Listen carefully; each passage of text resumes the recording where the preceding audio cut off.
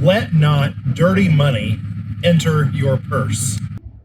That's a saying that I just made up, so whatever. But it's a thought I've been having about how clean money is. And what I mean by this, and I'm kind of separating when I say money, this isn't a discussion about the Federal Reserve note or real money or that kind of thing. This could work for a dollar bill or a gold coin or a Bitcoin or whatever.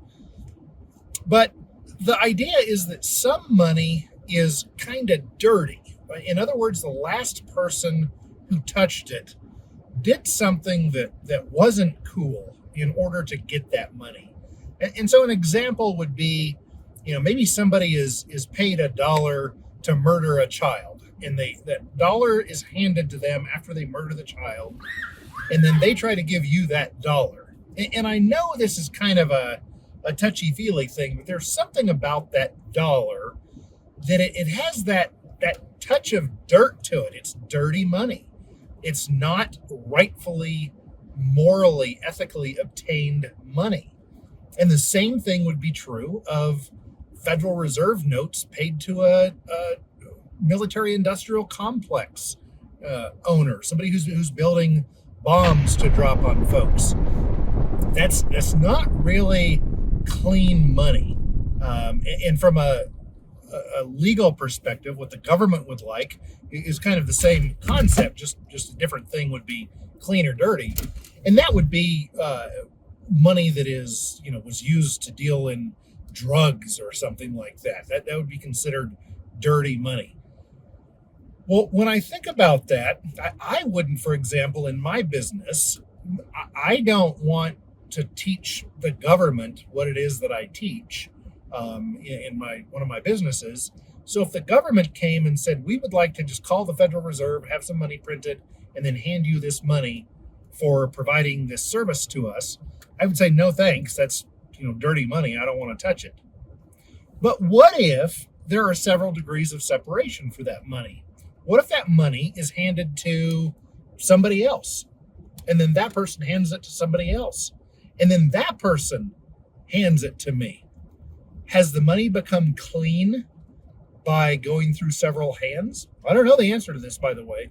I'm just kind of tossing out this thing I'm contemplating. Does the money become clean as it passes hand to hand to hand? And I almost think it does, because all money starts out dirty. It comes from the Federal Reserve. So I guess I am turning this into that. But it comes from the Federal Reserve. Thus, it's dirty. It's creating inflation. It's bad money. So should I not be the first to accept it? What if? At what point is it the third person, or the fourth, or the fifth, or the sixth? At what point does that money clean itself? What if the people who are making the transfers in the meantime don't know about dirty money versus clean money, or if that particular piece is or isn't? I don't know what the correct answer is to this, but I started thinking about this because of the student loan forgiveness. And I know that's not an accurate term, but that's a popular thing in the news these days. And should a person accept money to pay their student loans? And I would say no. Of course, the moral, ethical person who sticks to their principled guns, they're not going to accept it. But how bad is the person who accepts that dirty money, that money that's contributing to the ruin of the monetary system in the place in which we live? I don't know. These are just things I contemplate. What do you think? I just don't know. Shepherd thinks, yes he sure does. You think some things you agree with Shepherd on, some and don't agree on others. Please subscribe, oh my, please subscribe and make a smart comment.